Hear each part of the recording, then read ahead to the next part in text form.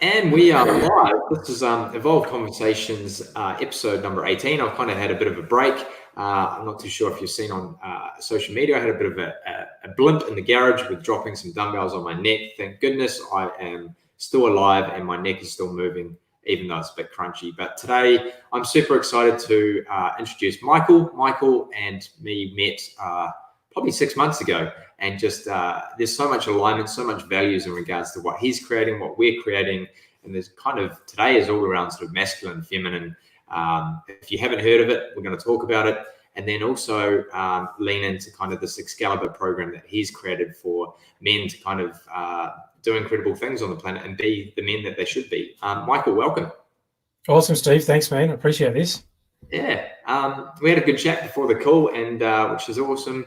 How are you feeling in this current state right now? What's your feeling right now? So I'm actually feeling okay. Things haven't changed a lot for me because I've been working from home and working for myself for years. So it hasn't really made much of a difference to my life in terms of my day-to-day life. We have a little 3-year-old, so playgrounds are closed and kindies closed and all sorts of things. So we've had to adjust and adapt to that, and having her here all the time and trying to keep her occupied. But, you know, other than that, things are pretty good. And it's actually given me, because the world has kind of slowed down and come in and slowed down, and people are a lot more, I think they're a lot more present. What I'm finding is that things are slowing down, which means that it's actually given me a little bit more space to create more, which is awesome. And I think we can all use this opportunity to do that if we choose to get in a process of creation. Yeah, definitely. I literally just got off a podcast with Eric Lockfield. I don't know if you've come across him, and he was having an interview around conscious creation with Sasha Gupta. So it kind of relates into this whole time where creation is being given the breathing space, whether it's work, business, relationships. As you said, being able to slow down and to have the actual breath and the space to create things that potentially you wouldn't have had if we didn't have the pandemic. Like, as we had the conversation beforehand, it's like the opportunities and being able to be optimistic through this time. Yes, there is a lot of pain and suffering, and we are going through an incredible time of who knows when we're going to be back to normal, and if we are going to be back to normal, or there's going to be a new normal. So how are you? I'm excited. I'm excited for what could be coming. Yeah, I think it's really good, because what I think it's done is disrupted people's idea of what is, these ideas around security and stability and certainty. And when we start to break all of this down, and we start to see that, people are losing their jobs and they can't live life like what they felt was normal, and they put a lot of sense of security and stability and certainty into so many things, and now this has all been taken away in some respects.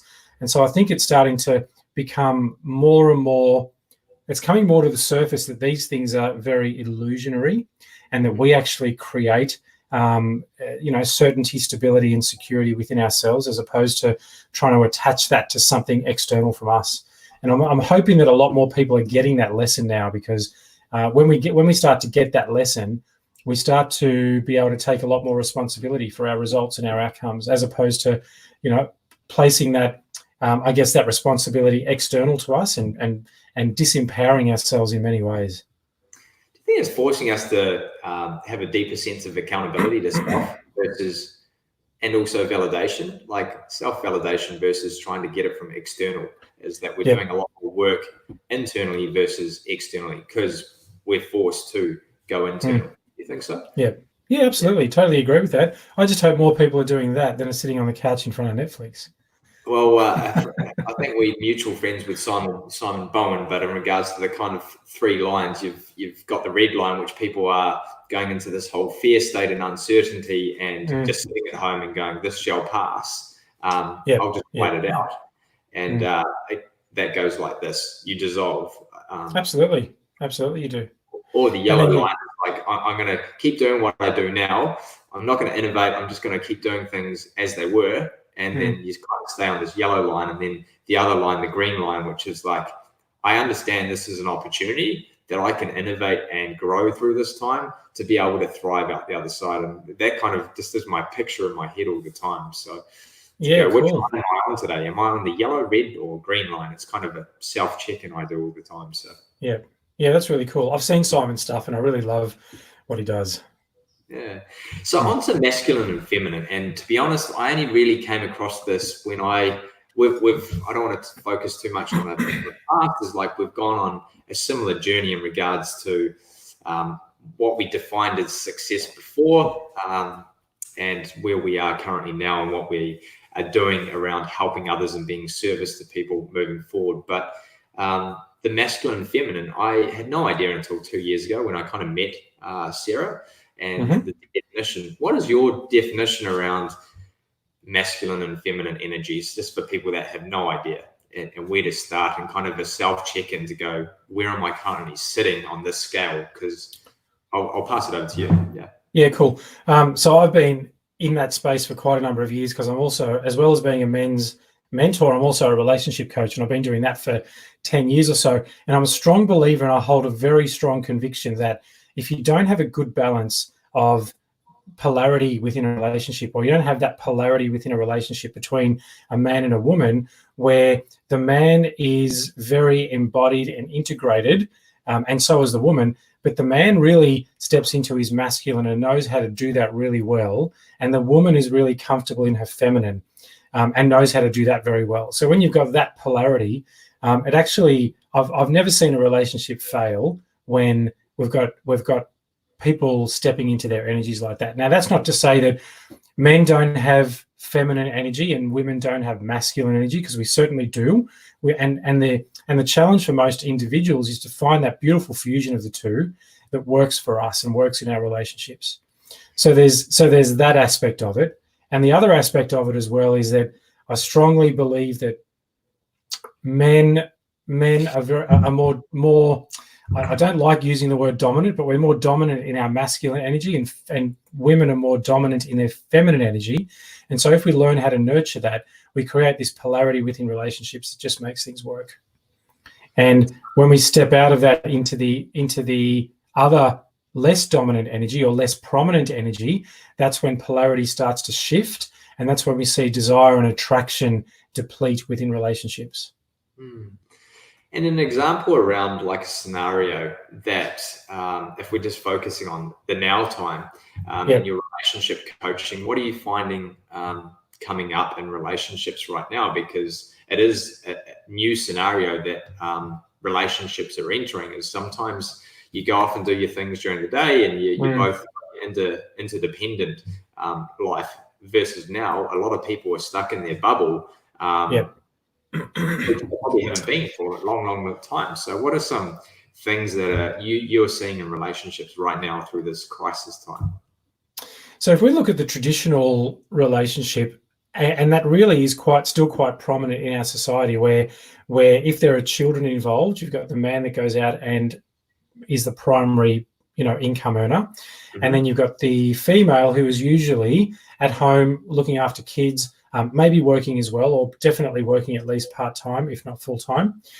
And what we're finding is that what I'm finding is that men really attach themselves to a feeling of purpose and meaning when they feel like they're providing at a high level for their families. And so in the current environment, when we find a lot of people losing their jobs and they're stuck at home, or they've got to work from home, men feel very disempowered. And there's that insecurity within them where they might lose their job, or it might take a different form. And of course, what happens is that some men will actually step back and they'll go, I don't know what's happening. This is scary. I don't feel like I'm protecting, providing, et cetera, for my family. And I don't know what the future is going to look like. And so they step back and they avoid and they suppress, right? And what that means is they're not stepping up into that masculine role as a leader within their family. And of course, if there's not a decent connection there, a reasonably deep connection between the two people in the relationship, and a level of awareness, you're going to find that the other person in the relationship is going to go, well, hang on, what happened to him? Where's he gone? He's not displaying this strength, this certainty, this confidence that he had before, and I'm not quite sure what that means. And that means I've got to step up into it because we've got kids, we've got things to take care of, et cetera. And this is where we see a woman stepping up into her masculine and a man stepping into his feminine. And then over time, this is where relationship problems are occurring, because you've got that both an unbalanced state within a relationship and also a shift of polarity. It's really enlightening, and I can relate to that exact scenario and definition around the traditional, which is the past, and I'd like to say the future is, and right now we're getting taught to kind of like, how does that work when there is a role change, and that's what's currently happening. We made a conscious decision, me and Sarah, and we sat down. It's like, well, there's two entrepreneurs right now in startup mode with uncertainty. So there was massive swings between masculine and feminine on both sides. Sarah jumping into masculine, I was getting into feminine because of that. All I've done in my life is woken up every day and go, how do I provide for my family? If I'm not providing, I'm going into a fear state, and as you said, kind of suppress. So definitely relates to me. And how might like some tools that people can walk away with, like, I know for me, powerful, we're very evolved in that state. You can have that courageous conversation, but a lot of people don't feel comfortable to have that conversation. It's like, where's my man gone, or where's my woman gone in regards to the levels and the role reversal. So how do you even start that conversation? Or well, like everything, conversation, maybe it's something else. Yeah, cool. Okay, so it all, in my opinion, it all comes down to personal responsibility. So if you're starting to feel disempowered, whether you're a man or a woman, if you're beginning to feel the beginnings of that feeling of disempowerment, then that's when you've got to look within a little bit and go, where's that coming from, and where do I not feel that I'm filling my own cup, and where do I not feel that I'm actually providing, protecting, contributing? Do I feel like I have meaning and purpose in life, et cetera, et cetera? And so if we can have that conversation with ourselves first and learn how to deeply reflect and take responsibility for how we feel and how and what we've chosen to do in this particular situation, then and we get really centered and integrated within that first, then we can go and have a really good quality conversation with our partner and go, you know what, this is how I'm feeling. I'm not blaming you for that, and there's no fault here. This is how I'm feeling. How are you feeling? Like, can you relate to this? And when you approach your partner like that, it's a lot more about collaboration, as opposed to saying, this is how I'm feeling and you're at fault because you're doing this or you said that, and it needs to be fixed and you need to do something. So there's two very different approaches there, which will result in two very different outcomes. How might you, like, the collaboration is key, and like we talk a lot about this in the evolution of where both of our business and of service is heading, is around the collaboration. And in a relationship, sometimes you don't have collaboration. So how do you bring collaboration into a relationship? That's a very open-ended question, but yeah, really, it really is. But it does take one person to start that process, to start that ball rolling, and to really step into that energy of intention, an intention towards collaboration, as opposed to the intention to blame and find fault and really externalize how we're feeling as an individual. Yeah, right. So collaboration doesn't just happen. It doesn't just happen magically, especially when you've been together for a while and there's been a little bit of water under the bridge. There's some new energy that needs to come into that. And that's really about self-education, and then encouraging your partner to come in and go, you know what, I think if we're both being honest, this is not working in the way that we would like to, because I'm feeling this way, you're feeling that way, and we're really not working together as a cohesive unit. And then when you add kids into the mix, it's really important that you're able to do that. And so it starts with really conscious, intentional conversation around education and stepping into a new version of yourself that seeks to collaborate instead of control. It's powerful. stepping up, and like, I suppose being in the event and experience and community space, and obviously our last collaboration, I suppose, and where I met Sarah, was creating a women's only event, and bringing women together to empower them, inspire, connect. And that's when I started the journey on masculine, feminine energy, and kind of Sarah walked away and she made a statement. I don't know if she'll maybe take this back and do something in the past, but we'll probably evolve. She's like, I probably can't do another just female only event because there's so much to be learnt about masculine energy and collaboration versus two silos evolving at different speeds. And that's what I love. And we'll get into forging Excalibur. Next is that, yes, you can work on self, but also understanding the other side. And that's, as you said, if you've got that polarity in your relationship internally and externally in relationships, it's truly magnificent. It kind of constantly brings this breath or the lungs of fresh air to relationships. And people just think masculine and feminine are personal relationships, but I feel if you can take that into business conversations and also relationships outside of the love connection, you can learn so much. It's so powerful. You certainly can. You certainly can. And it ebbs and flows as well. So a man, for instance, doesn't have to be in this real powerful masculine 100% of the time, because there has to be room for compassion and nurture. And he also needs to find stillness and peace within himself as well. And that's about taking a step back and nurturing himself and really having good quality conversations internally. And that's not the strong masculine sort of leader that we usually attribute these things to. So if you can start to develop a really good fusion of all of those things and allow them to ebb and flow naturally within yourself, then I think, and you've got a partner that can do that as well, or whether it's an intimate partner, business partner, colleague, whoever they are, if you can learn how to do that together, then you create a real magic between you. Love it. It's and thanks for all the wisdom as well. Before this call, we've had multiple calls, and it's definitely helped me and Sarah, and it's helped me individually as well, especially starting to read your book. So where did the going on to forging Excalibur, and where did that ignition come from to write a book and kind of not move away, because you're still actively doing the how do we make man and woman grow and evolve together, but what was that lightning rod or ignition to go, I need to dive a bit deeper into the male side of things with this forging Excalibur?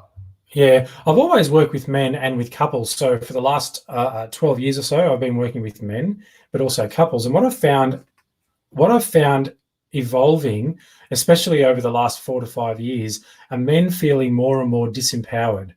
And I started looking into that a lot more, and I thought, why are all these men starting to feel disempowered? Why are they so keen to step back into their feminine and be more submissive than they ever have been before? And I started seeing things in our media and in our society around, and especially around, this concept of toxic masculinity.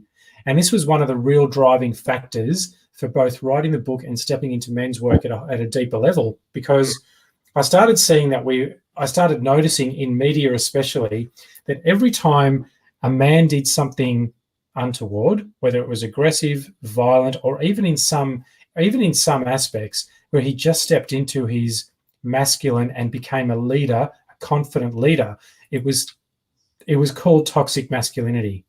And I started really taking exception to that, because I thought masculinity, the same as femininity, they're not toxic. We're putting these labels on the masculine that it's just not cool. And boys are starting to really be indoctrinated into this belief that who they are, inherently who they are, is somehow poisonous and toxic. And that can be very confusing, especially for a developing boy, young teenagers, for instance. And it's like they've got all this blood coursing through their veins, and it's like, what do I do with all this energy? And they're being told, no, you've got to push it down, because it's toxic. Yeah. Now, definitely not saying that boys and men should be free to go out there and be aggressive and violent. What I am saying is that rather than labeling all of this stuff toxic, it's like, well, how do we help these boys and men integrate and embody themselves to such a level where they start to become a lot more self-aware of their emotional responses and learn how to access their shadow, what Carl Jung calls the shadow. And the shadow is all those parts of us unconsciously that we avoid, suppress, and really deny, and we push them down. And I use the analogy of a beach ball, right? So if you try to push a beach ball under the water, you can do it. It's pretty hard to do it. It's even harder to keep it under the water. And then when you let it go, it doesn't just float softly to the surface, right? It bursts out of the water violently. And this is what happens when men and people in general, and when they suppress emotions. Eventually something will happen, there'll be a catalyst, and then they just implode. And that's the result that you see externally that we call toxic masculinity. And I started to, as I said, take exception to that. And I thought, and there's also another aspect to this as well, is that I found men were starting to feel under a lot of pressure to be successful. And when I say successful, I talk about success in the modern definition of the word, which is very deeply connected with, the acquisition of material wealth and possessions and societal status. And it was like, if you don't have these things or you're not striving towards them, then you're not really a man. And it's like, well, no, that's not the case either. So that's where I started getting highly motivated back in, I reckon, mid-2017. I thought, I want to write a book. I want to get some of this stuff out there and start to address what I think is a toxic, success-driven society that seeks to minimize men and repress masculinity, and start to bring a different perspective to this, and then teach men how they can actually access their shadow, integrate the parts of their shadow that are unintegrated to be a more embodied masculine man. So then they can step into a sense of purpose and meaning in life with an attitude of contribution as well, because we all want to do that. We all want to contribute to our families and communities and societies at a high level. And when we don't feel that we are, and we don't feel like there's purpose and meaning, that's when we start to enter into anxiety, depression, and that's when we start to become more disconnected with ourselves, and aggression is more likely to come forth from that. I love the analogy of the bull, and we used the word suppress before, and suppressing squeezing a bull, and everyone's done that as a kid or even as an adult, is pushing the bull under the water. And you either dissolve the bull, i.e. pop the bull and it goes to the surface. And we know, if we're using that analogy back into, we're just using males right now, we know suicide rates with males are up there. That's the dissolve of the bull. It's just like, well, I've been suppressed so much, and depression, anxiety, as you highlighted, I'm going to pop the bull. That's the way to the bottom. Or it pops back into this aggressive mode. So it's how to find that balance, to just have like that fishing line when you dangle it and just see it on the surface like that. But it's interesting, you can pretty much have the same conversation we're having now on the female side. There's a lot of stuff around toxic femininity as well.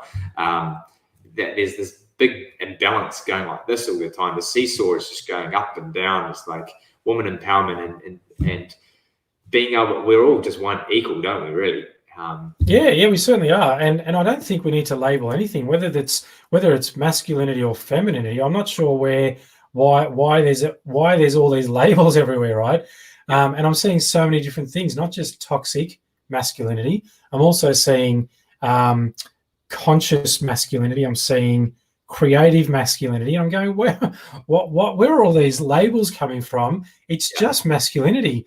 And what the difference where we're putting the labels is on the expression of that masculinity and the expression of that femininity, right? Especially in women. And it's like, well, why do we need to label things? It's just masculinity. And if we learn how to embody and integrate all aspects of who we are as a human being, then we become a better human being in our community. And so that was the inspiration, that and the whole success thing for men, and how that was actually leading men to suicide, feeling that they weren't providing at a high level.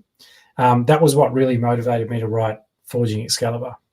And then the book, and obviously you did it out of you have your own story as well, and then obviously the book came out, and it's obviously gone really, really well, and building a program off the back end of that, which I can't wait to talk about. But it's interesting, the labeling.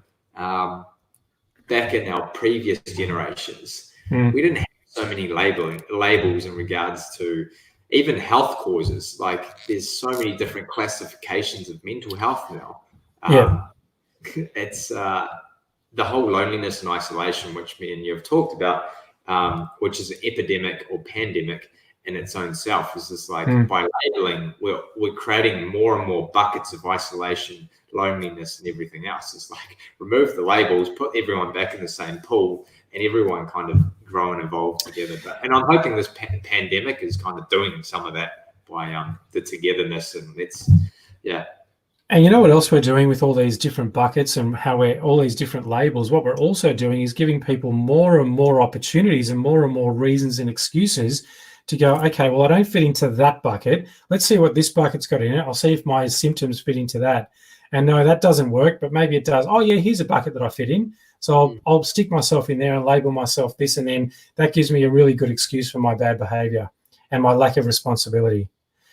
So much to take out of this call already.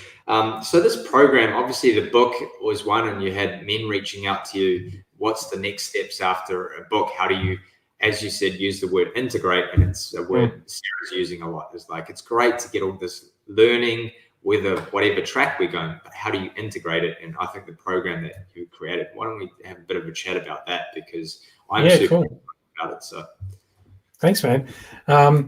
So I'll be totally honest. When I wrote the book, I didn't actually think it past the book. I just wanted to write the book and get it out there. I didn't actually think about if I was going to create anything. I just wanted to write the book. And I thought, I reckon this is, after 45 years of, life, I reckon there's a little bit of wisdom in there that could help others. And so my objective was to write a book and publish it.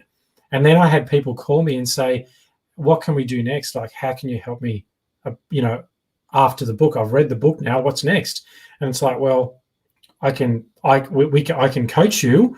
And they said, is there, and this has just evolved really. It's been 12 months since I published the book, almost 12 months, on the 1st of May. And so August last year, I decided to run a retreat. So it was a weekend retreat, and there was 4 weeks leading up to that, which was a process of, here's some of the stuff that we'll learn to get ready for the retreat. And then we did a weekend retreat, and I had about 9 guys there, and they all got heaps out of it, which is good. And so then probably November, I thought, I reckon there's more to this. I reckon I can just give more. And so I started developing this idea with around a 12-month program, because I thought, and I love Joseph Campbell and his hero's journey that he's written about and talks about. And when you start to combine that with the journey that that men went on to become knights, it's really quite powerful. It's a very powerful allegory and analogy for the process and the journey that men go on to become the best version of themselves possible. So this is where the 12-month hero's journey came from and where it evolved. And I thought, because I had a 3-month program, I still do, that I take individual men through. And I thought, there's all this stuff, plus there's the book, and I really want to create an experience for these guys. And so this was where the 12-month program came from. And what we do in that is we cover a lot of the stuff in the book, plus we really go deep into the shadow and the psyche. And then at the end of it, there's a 7-day retreat where we go away and we basically live like knights, right? So I don't want to go into too much because that'll give it away, but there's a whole heap of cool stuff that we do. And one of those things is that each man actually forges his own ceremonial sword, his own Excalibur, right? As a symbol of the journey that he's gone on over the last 12 months. And it's something that he can then put up on his wall at home. And it's like, this is my symbol. This is the symbol of the journey that I went on and the new version of myself that I created. And I forged as well. So that's the 12-month program. And I've got a group of guys that I started last month, and I'm just putting a second group of guys together now. And I'm very much looking forward to talking with you about bringing this to New Zealand at some point next year. So I'm really, really excited about it. And as a dad with a couple of boys as well, and over the last 4 weeks, really seeing their education and being involved with it, seeing how teachers are teaching, but also building Lego and the Star Wars and all these kind of stories, to be able to have a sword. And as you said, like, it's It's what are they seeing, feeling, doing that are going to help them grow up from boys to men, and be strong for their partners, but also understand the feminine side of things as well, which is still part of forging Excalibur. It's like, yeah, it really is. As you said, it's not just about how do we blow this ball up even bigger. So then it's just this big ball of energy. It's understanding everything on those pillars that you talk about in the book. And the first month of men going through your program, what have been some high points for their partners out of this? Let's look at the partner side. Yeah. So what we've noticed, and if I can just answer that question by also touching on that beach ball analogy very quickly, we've talked about there's a catalytic event that will either make that beach ball burst out of the water, and that's usually a bad behavioural reaction, or there's the opposite, which is where the guys just pop the ball and end their own life, which is also not desirable. There's another way of doing this. And this is where I talk. This is what I do. This is the 12-month program. This is essentially what this is. It's like, all right, let's get something down in the water. Yep. And we'll pierce that ball, and we will control the way that actually deflates, and so that it has no power then to burst out through the surface. And so that's a real continual, foundational and gradual process over 12 months of really deflating that ball, so there's no power to it, there's no energy to it anymore. So all that suppression starts to dissipate, and it's integrated right into feelings and emotions that we can manage, and we learn how to manage our state, etc., etc. So in answer to your question, as we start to pierce that beach ball, some of the things that these guys are experiencing is, especially in the early stages, is a sense of peace and limitlessness as well. So they're two very related things. When you start to realize as a man that you've had a lid on your potential, for instance, and you've got all this untapped reserves within you that you just didn't realize were there, or maybe you did and you weren't confident enough in actually stepping into them, we start to see different behavior, different conversations that they start to have. They start to contribute more to the family. They start to release the need to control certain things, because that can sometimes be an unhealthy masculine trait. When we step into fear because we don't feel meaningful and purposeful in life, we then try to seek to control the outcome so that we do feel purposeful, right? And so I'm finding these guys are starting to step out of that energy. And of course, when you step out of that energy of control and you feel a sense of peace and you release and surrender, obviously what's going to happen then is the relationships that you have, especially with your children and your partner, are going to be of a higher quality, and they're going to be more engaged, and you're going to be more present. And so what we're finding is that these guys are spending more time with their kids, right? And not just because they're locked down at home, but they want to. And their relationships are just getting better. And I've actually had a couple of messages from a couple of their partners saying, I don't know what you're doing, but thank you. This is awesome. So that's encouraging. Whatever you're doing is working. Thank you. That's testimonial right there. Because it's of course there's going to be great testimonials from the men that are going through the program too. And I just love the surrender is a lot I've been talking about, and it's probably one of the hardest things that I embraced or to embrace. But once you surrender, the word peace doesn't really come up too much when we're talking about this whole transformational journey and kind of evolving. It's more the word stillness, and stillness for me is really hard, and it doesn't really resonate too well with me. But the word peace, which sits along with stillness, peace can be still in movement and moving. So I love how you use the word instead of stillness. With stillness is still a space there, but peace, move it from surrender to peace, and then that limitless is amazing. So yeah, man, I know we probably could go for another 30 minutes today, but I'm just really appreciate, even like you introduced me to the hero's journey, which I watched, and I was just like, wow, this resonates so much. But what I do like about Michael and what he's creating is just a true openness of collective wisdom and bringing things in and evolving the program, the way he coaches, the way he helps and be of service to everyone. And I know that we're going to be doing some amazing work in New Zealand, and Evolve